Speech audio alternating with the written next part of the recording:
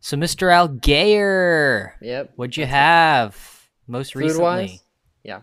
Yeah, food I related. just I was feeling sickly, as I hadn't eaten in a while, and I figured Mm. that the brownies that I consumed first thing in the morning, followed by a potato chip entree, caused some sort of disturbance. But really, it felt like I'd eaten too much. But turns out I hadn't eaten enough. So then I forced down some nutritious food in the form of a smoothie and an English muffin. And boy, oh boy, am I feeling at the top of the world. Peachy. If you can't tell by my upbeat appearance and demeanor. What about you? Um, Are you I upbeat? have. I'm so upbeat. If you look up the definition of the word upbeat, you'll find me. You're fresh off a Marathe family dinner. Are the rumors It's true? true. Can you The rumors are confirm true. these They are. allegations? Let's And not put it that way. what was served? Well, if you must ask, my mom, my whole family is really stressed out by this whole election thing that's happening. I don't know when this episode's going to be out, but as of recording, we don't know what happened.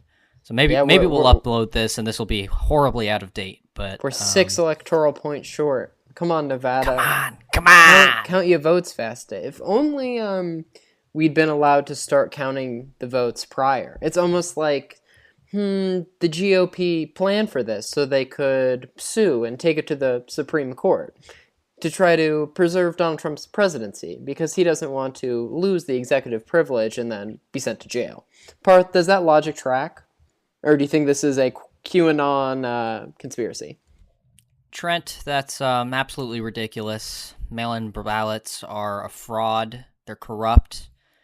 Let's not even get into it. I don't even want to get into all the millions of ways that you're wrong. Do you know how on Instagram now, whenever there's something that's vaguely political, there's the little warning sign? Yes, that this says may not be true. Yeah, now the podcast. Have you seen Trump? Have you seen Trump's Twitter recently? He claimed victory. He well, not even just that. Like all of his tweets are pretty much flagged as being untrue. Well, I know that Facebook and Twitter, after playing such a huge role in the 2016 election, it's nice that they're trying to curate his lies at the last minute. Thanks, Mark Zuckerberg. Well, anyways, to get back on point, my mom didn't feel like making anything. We were like, ugh, whatever. So I have like several packs of like ramen from my dorm that I never ended up eating. You are a broke college student. It's a rite of passage. That was a really cool, Trent. Thank you for doing that. So let me guess, you ate the ramen in a nostalgic venture to re-explore your days of university. Is that right? My mom fried up some vegetables and then like did a whole thing with the ramen, spiced it up, made it tasty, the works. And she made it for me, and I had that. Then I tried watching some like Star Wars scenes to cheer myself up, and I was hit with Star Wars Episode 3, the one where democracy falls, and I was Revenge like, of the I Sith. can't even escape it. Going to Star Wars. So let's talk more about these assorted Star Wars clips. Was it just like a best of compilation on YouTube? No, I mean I own the movies digitally, so I was just You're just skipping through them. So Yeah. Parth, I saw a Star Wars commercial today. It's like the Lego Star Wars Christmas special. Have you heard about this? I've not. Oh, do you know what the original Star Wars Christmas special is that has now been lost in time? It's just a Lego version of that, which is so funny because people went through so much effort trying to hide the evidence of the original version because it was so notoriously hated. Well, speaking of things that are notoriously hated, should we get on to our show? I'm implying our show is notoriously hated. No. I understood the subtext. Let's perform. Yeah. Cue the intro.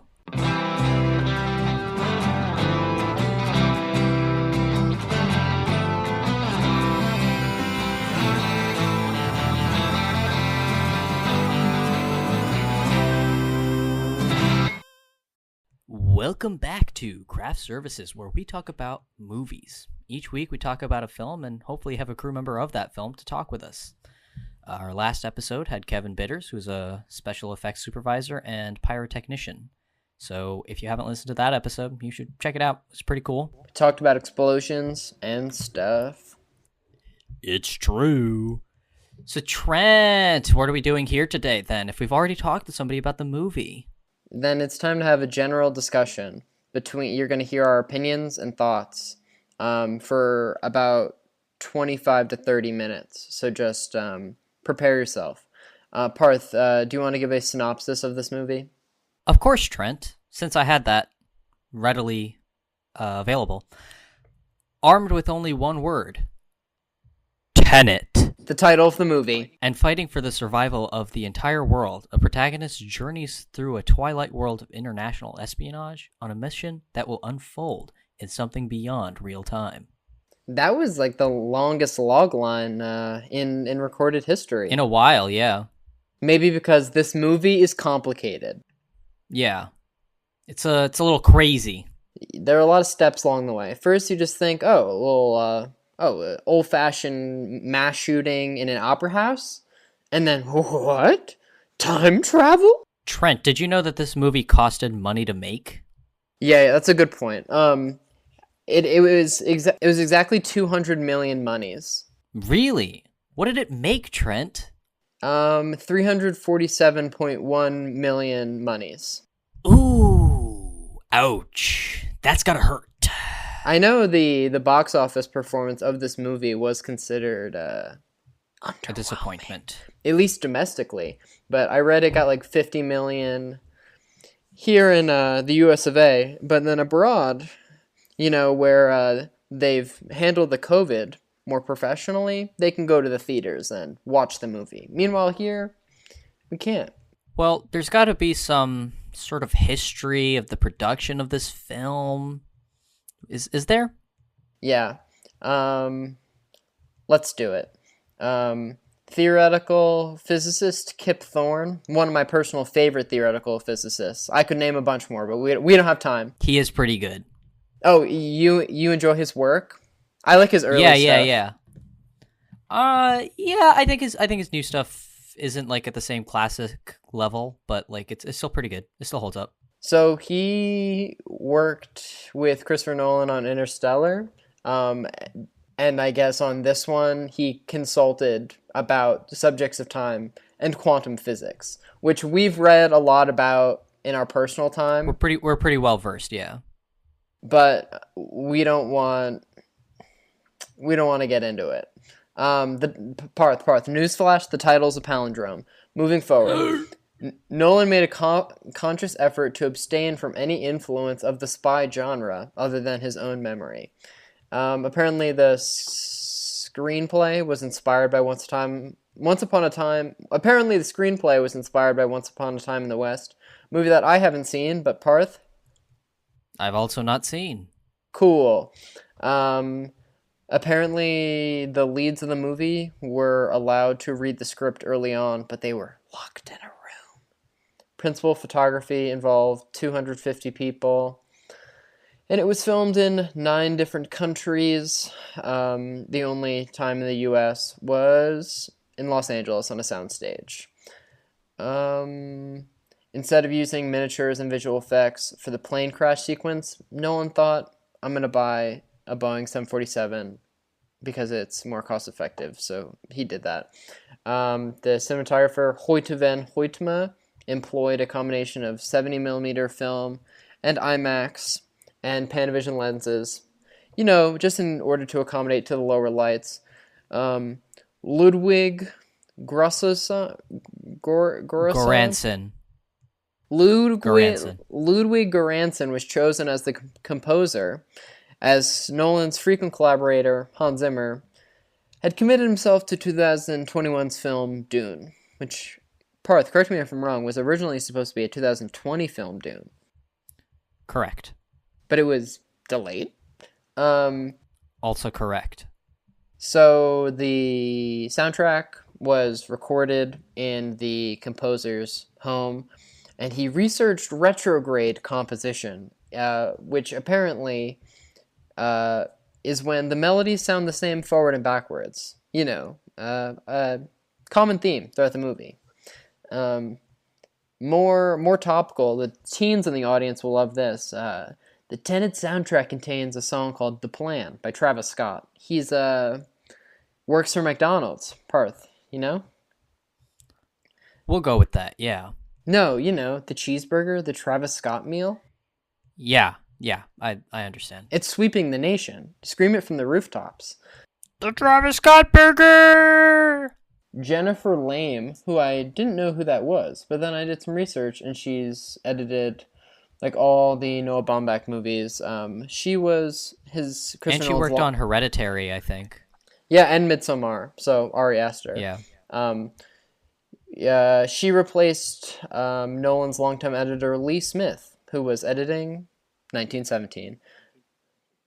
Warner Brothers originally scheduled Tenet to be released July 17th, 2020, and then it was released September 3rd, I think. The original idea was to release in IMAX 35 and 70 millimeter, like he did for Dunkirk, but alas.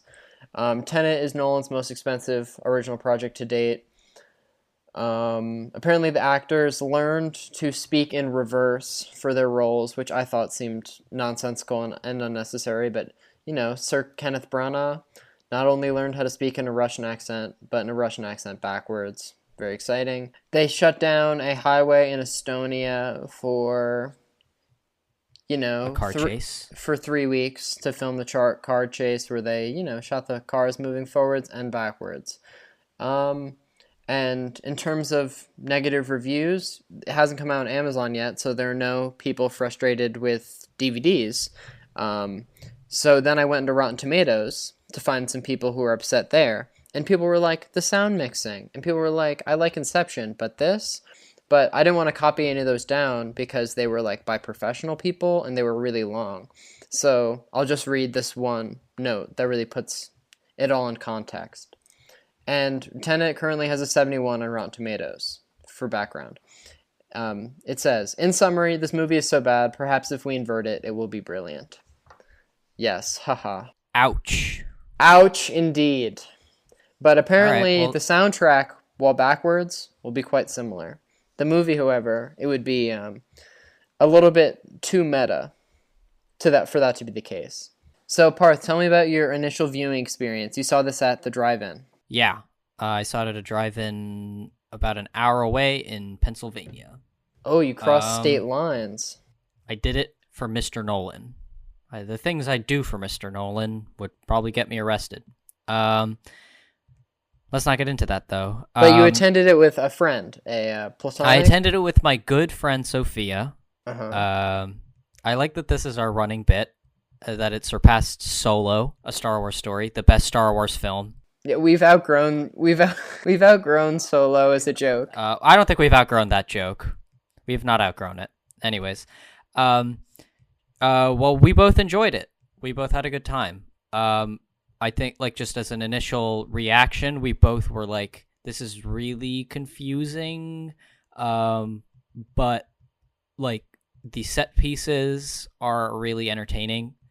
And Nolan isn't stupid, so I'm sure it all checks out. I just haven't had the opportunity to see it for a second time.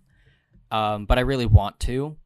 But as an overall viewing, I enjoyed myself, but I think it's one of Nolan's lesser movies. It's not a good date movie. It's really a lot to digest.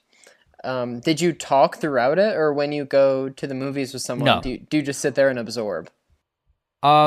Generally we talk, because it's like showings of movies that have been released already. So it's like not a big deal, but I like love Christopher Nolan, so like I was like, we gotta keep, and plus like his movies in general and this movie specifically are all like, you really shouldn't talk if you want to understand anything. And I didn't talk, and I still didn't know what was going on. But what was your car orientation? Did you have the sound coming out of your radio, or was it big speakers? It was a radio. And were you front facing, or were you in the back looking out? Yeah, it was front facing. It was front facing. So I also saw this. I saw it twice alone because I just wanted to, you know, process it in solitude. Um, the first time was at the drive-in, and I didn't absorb it at all. Partially because I was cocooned in my sleeping bag in the back seat with a bunch of Taco Bell, so I was having sensory overload. Um, then the second time, I wanted to get my money's worth, so I saw it in real theaters, but I've been able to do that because they're empty, so it's COVID conscious. I liked it much more the second time, and I walked away confident that I actually retained something. Meanwhile, the first time I was like, those were flashing colors for 2.5 hours. Um, and it was definitely pretty, and it definitely cost $200 million. But I was frustrated with the sound also. But then in the theater, it was I had surround sound, and I was able to comprehend the dialogue. Well, let's get into the production elements anyway, since whatever. Um, I I think this is obviously like a really lavish, expensive movie. It's pretty much James Bond as done by Chris Nolan, with his flair and whatnot. Um, it's it's really meticulously made to like it's shot on like IMAX for a lot of it. Um, as usual, it looks really nice. Hoyt van Hoytma is a good cinematographer. I've liked all of their pairing so far with Interstellar and Dunkirk. Um, it's we were talking about this with Memento, where Memento is sort of just shot. It was just sort of shooting the screenplay to a certain extent. But the screenplay was good enough that that doesn't really matter. I think it's somewhat of an opposite thing here, where you have a little bit of a messy screenplay that is really elevated by the production elements, because nobody really shoots a movie anymore like Nolan does. A lot is made about how he doesn't like visual effects, and I don't think that's really true. He uses visual effects a lot in places where it's necessary. He just doesn't use it for things that people would just resort to visual effects for. I read that this movie had less than 200 visual effects in it, which apparently is it was less than 300. It was less than 300. Yeah, but what I read said a romantic comedy typically requires more than that, and that Inception only required 500 VFX shots, even though one would think it would require infinite VFX shots. So it's practical effects, Parth. Suitable to my taste. And I think that the practical effects, if we're talking about production design, it really makes this movie look awesome. It makes it, like, all of the time effects and all of that, it's really cool, because I could completely see this type of movie being made with lots of visual effects being used, so that they don't have to have people acting in reverse, dealing with the choreography of that whole thing. But Chris Nolan puts in the work, and the actors have to put in the work to give like a physical performance, and I think it really shows, and it works. Whenever you make a movie focused around time travel, the device or mechanism in which that transports them back is either gonna make the movie like feel immediately stupid, or like feel very real. And I think like the militaristic and like kind of like futuristic design of the time travel mechanisms, I'm like, this seems like it could be within our grasp scientifically. Yeah, For sure. What did you think about the truck chase? I thought it was awesome. Probably the best. It was the main action set piece. I don't know if I would say that's the main action set piece. The final battle really just had me confused. I was like, let's just say that this is going to be a spoiler talk from here on out, so you can just skip to the end if you really want our rating. But if Yeah, I don't know. I really really liked the car chase. I really liked the weirdly enough, I really liked the fight scene in the kitchen. It was like pretty quick, Yeah, but no, John David Washington punching those guys was awesome. And apparently they did most of their own stunts. I also really liked the opera house set piece at the beginning, yes, but yes. the motives, I was kind of confused. I was like, who are these guys? Are they just terrorists? Who Hmm. who is this opera house? Like, what do the attackers want? Who does John David Washington work for?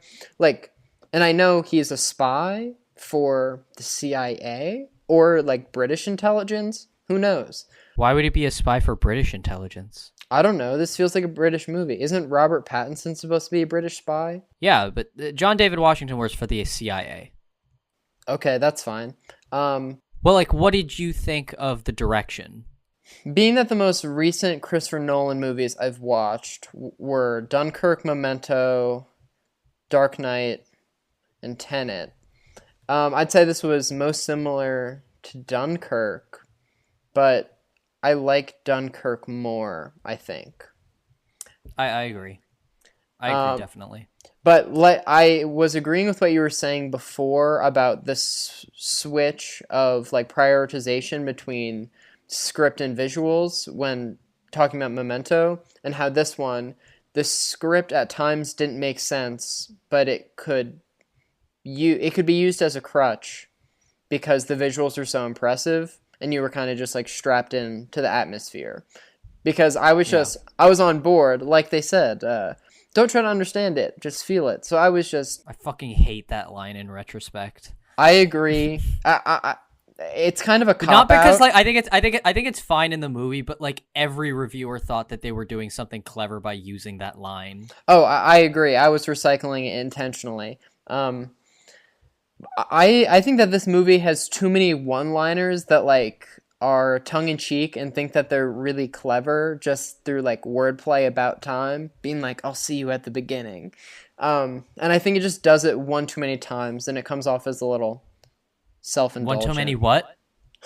Kill me, kill me, kill me, kill me, kill me, kill me. I don't have too much. I mean, I saw this movie when it came out in like September 3rd, Yeah, so we're so it's different been a people while. now. And this movie comes out December 15th on Blu-ray and digital and whatnot. So you better believe I'm gonna be rewatching it. But Parth, what's your reasoning for preferring Dunkirk? In short. I think, well, I mean, this will be kind of getting into story and characters. I think Nolan has criticisms that can be valid, which is that especially once you get into like Dark Knight Rises interstellar territory, where he favors his huge action set pieces, and sort of creates a lot of plot to get there. So he gets really complicated, convoluted plots that are interesting, but it's just too bloated, and then the pacing becomes a little bit too much. Like it's sometimes it's too fast, sometimes it's a little too slow. It's a little uneven. His pacing can become a little uneven, and what then happens with Interstellar is people are like, wow, this is really delving in on the melodrama of the characters, like a little bit too much. And I think Dunkirk is this really wonderful example of a director looking at the flaws that people have found in his writing and directing and saying, oh, you think my movies are too long? I'm going to make one that's less than 2 hours long. You think my movies have too much character? I'm going to make one where there's no characters. Like there's no like character backstory. There's no there's nothing other than what we experience. You think my things are too convoluted? There's going to be no plot. It's going to be just people trying to survive. And it really, really works. It's a really, really good movie. It's really tight. It's an art film. I mean, it's really an amazing piece of art. And I think Tenet is a step backwards because it feels like oh, I did that movie and it was great, and now I kind of want to just delve in back into the things I like again. I want to do my big. I have this cool high concept idea, and I'm gonna come up with a bunch of big things I want to do with that idea. Regardless of whether it all checks out, and also like it's just too convoluted. It's too the first third has like 4 different characters explaining things that required one character in one scene explaining. And it's just I see this as like a really fun movie that's better than most movies that come out, but for Nolan, it's definitely a step backwards. So I think Dunkirk works primarily through the pacing established by cross-cutting through so many like different like vignettes, and so it like keeps it moving forward. And Tenet functions more like Inception, where it's like a group going from place to place. Yeah, it's a James Bond movie. Yeah, and so globe-trotting adventure. So I think Tenet has too many stops along the way, to the point where I thought Priya's character and that whole subplot was kind of needless, and it detracted from my dedication to the rest, because I was just like, there's one too many characters at this point. Yeah, and I think that's just a problem. I don't know, like, if he like understands that it's convoluted and doesn't care, or just doesn't like see that it is convoluted. But it kind of weirdly enough operates, the first half at least, like a Mission Impossible movie, where you get your mission briefing. This is your mission. You know, this is what you have to do. Now go do it. Then they go have an action sequence. Then they find out what they need to get next. Then they have an action sequence. Then they need, and that's fine.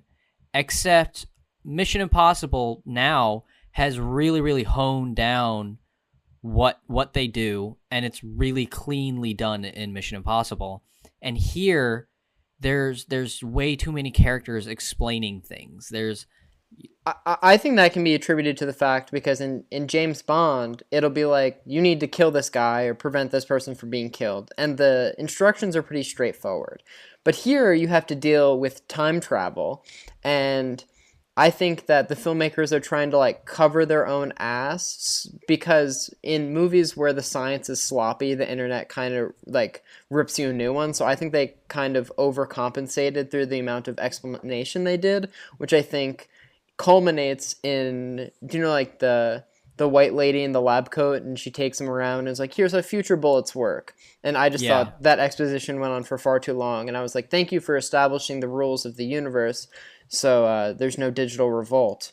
Well, I mean, I think even beyond the rules of the world, I just think the simple exposition of, I have no idea what the whole deal with the art forgery and the painting, and they try to do that. Like, all of that is explained really sloppily. Yeah, I was going to feature that in the portion of the episode called Trent's Confused, Parth Explains. But here's the thing.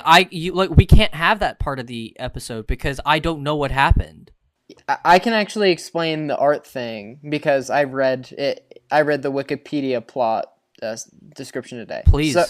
So the husband got this fake Goya painting because the wife, the female lead, is like an art authenticator, and so he got her to falsely identify that as real, and then he was holding it as blackmail against her, that if she ever tried to leave with her child, he would release to the presses that she was bad at her job, and then she would be like blacklisted. I feel like, is there not a simpler thing?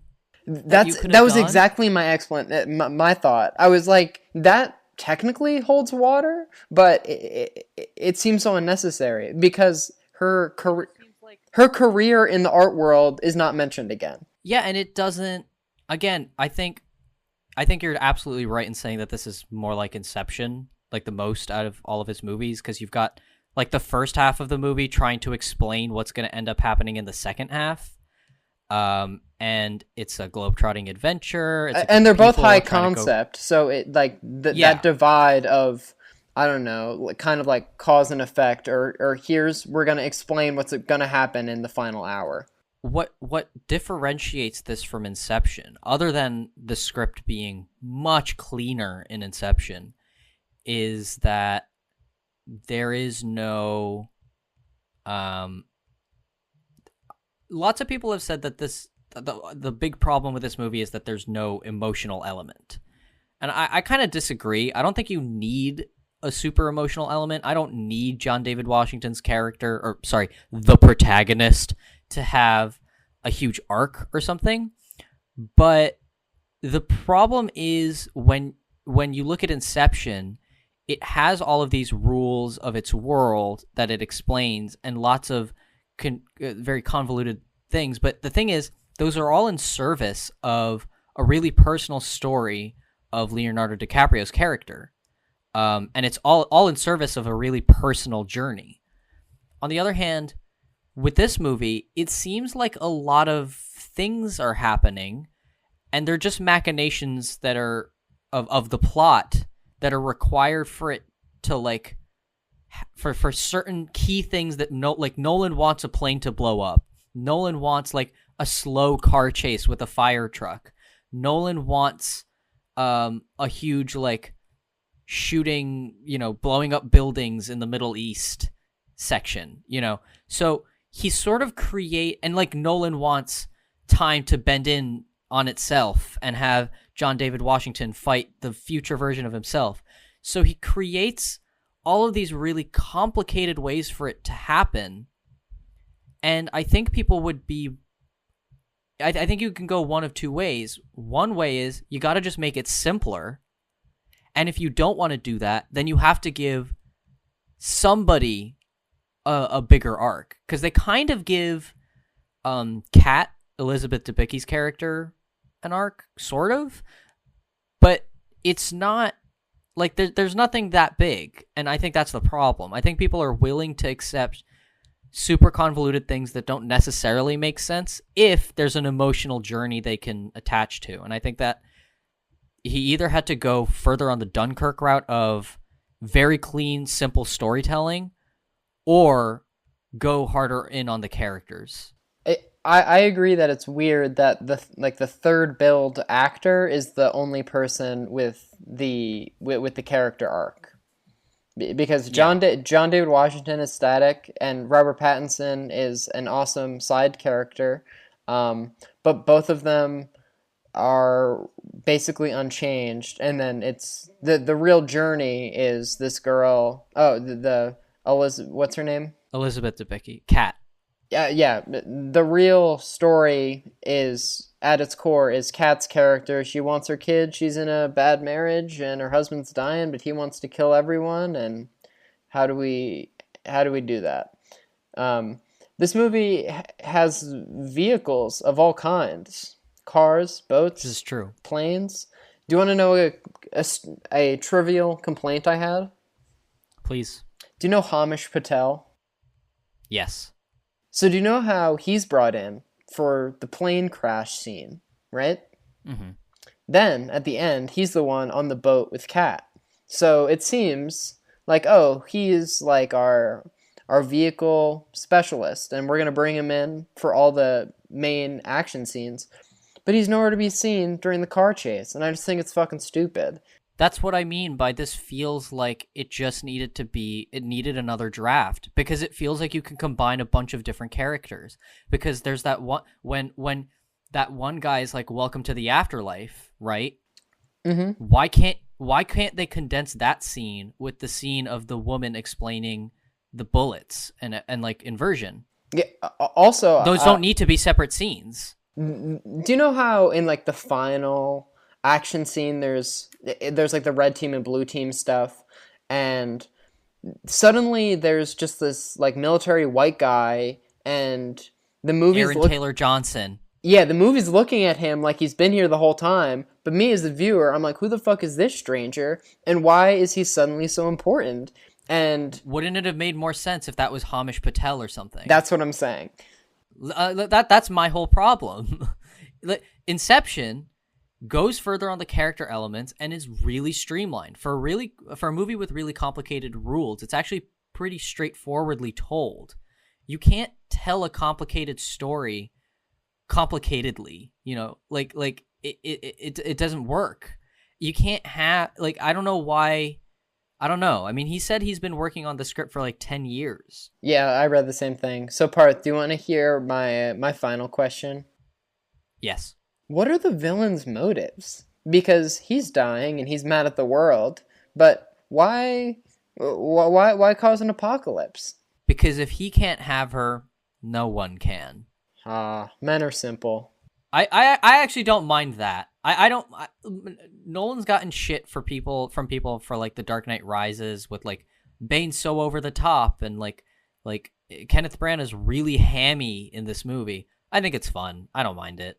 So I read in the plot synopsis today that Priya in the end tries to kill Kat, but the protagonist prevents that. Yeah. I completely blanked on that, and then I was like, why would Priya try to kill Kat? And then thus asking the question of, what was Priya's role in this movie? And I've seen it twice in theaters in a row, so help. I don't know. I'm telling you, I don't know what happened in this movie. And the other thing is, I think I need to watch this movie with subtitles. Because I was thinking the same thing. That's how I felt after The Lighthouse. Nolan's whole thing with movies recently is that if you make the sound mixing so that dialogue is a little bit lower than sound effects and music to a certain extent, it'll bring the viewer in because they'll have to listen more attentively. But I feel in general, all it has done is take people out of it because they're trying to spend all their energies trying to just figure out what the hell anybody's saying. Yeah, there's a moment that you could feel vicariously in the drive-in where everyone is constantly adjusting their radios because they're like, Is it me? Or because this mastermind filmmaker couldn't have designed the sound so disproportionately. So everyone starts to feel crazy, but then they realize this was carefully planned by a bunch of rich people in a mansion in Hollywood. I feel like I have to say some nice things about this movie because it makes it sound, I feel like we're shitting on it a lot. It's a fun movie. I think I need to see it again to really give it a proper this is what I think. I think it needs two or three more viewings, which I'm willing to do because there's some really cool fucking shit going on here. Because that it really cannot be overstated how cool the inverted stuff looks. True. When there's a sequence where, well, I mean, if you've made it this far, you've already seen the movie, but the sequence where the building fixes itself up and then blows up at the top, then you go to the other perspective of red team or blue team or whoever, and it comes back together at the top and then blows at the bottom. That shit's really cool. My counter to that is in movies like Back to the Future, where you're revisiting earlier places you've been, I feel like it's really satisfying to see the differences and how your actions affect the different timelines. But in this, going back to see the time chase, or going back and seeing the car chase in reverse, and going back and David Washington happens immediately, and John David Washington fighting himself, and them happening back to back with each other, it felt kind of redundant and tiresome. I don't know. I kind of disagree. I enjoyed myself with that part, with those things. But I mean, I that's in the eye of the beholder. Again, I need to see this movie again. My objection, or my main problem with Christopher Nolan movies is, with the exception of The Dark Knight, is my lack of motivation to rewatch them. I just feel like they're very heavy. It's the Schindler's List effect, I mean, I don't know that I really agree personally. I get what you mean, though. I saw Dunkirk in the theaters, and I was like, whoa, that was awesome. And I remember it very fondly, but much like Schindler's List, it's kind of one and done. I have no real enthusiasm to revisit it. Should we assign ratings? It's time. All right, let's do it. Trent, you go first. 7. I think I'll give a 7 too. 7.5. All right, I'm gonna stick with my gut. 7. Do you want to rank it in relation, since you're the master of the Nolan filmography? Do you want to put it in context to his other work? It's below the Dark Knight trilogy. It's below Interstellar. It's below Dunkirk. It's above Insomnia, and it's above Following. That might be it for me. I think it might be like, oh god, that makes his third worst movie for me. Which, if this is your third worst movie, you have a good filmography. Yeah, on the AFI ranking, Tenet is considered Nolan's 7th best, behind basically everything you mentioned. What I've seen is Inception, Dark Knight Rises, Tenet, and Memento. And I'd say this is on the back half, but like you mentioned, compliments to his life's work, because it's a good problem to have for Tenet to be like the unlovable stepchild of your filmography. Exactly. Well, I guess that brings us to the ending of our episode. What's our next episode? Or is the podcast ending, or is it going to continue? Unfortunately, Craft Services will not be closing up production.